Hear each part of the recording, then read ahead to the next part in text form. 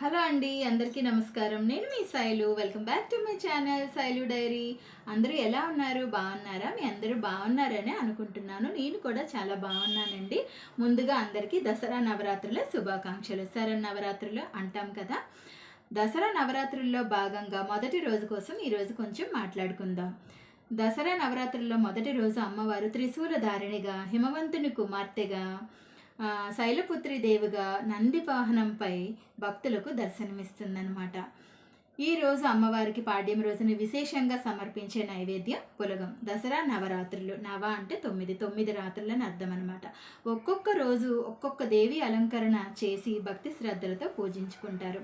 మొదటి 3 రోజులు పార్వతీదేవిగా, తదుపరి 3 రోజులు లక్ష్మీదేవిగా, తదుపరి 3 రోజులు సరస్వతీదేవిగా అమ్మవారిని కొలిచి ఆరాధిస్తారన్నమాట.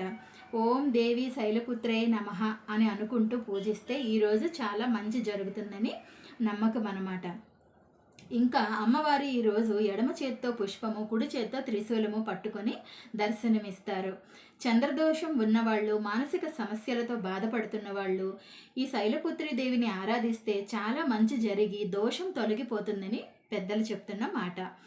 ఈరోజు అమ్మవారి అనుగ్రహాన్ని పొందండి. చక్కగా పూజ చేసుకున్నారా? అందరూ నవరాత్రులు బాగా చేసుకుంటున్నారా? మరి మరొక మంచి వీడియోలో మళ్ళీ కలుద్దాం. అంతవరకు ప్రేమతో మీ శైలు.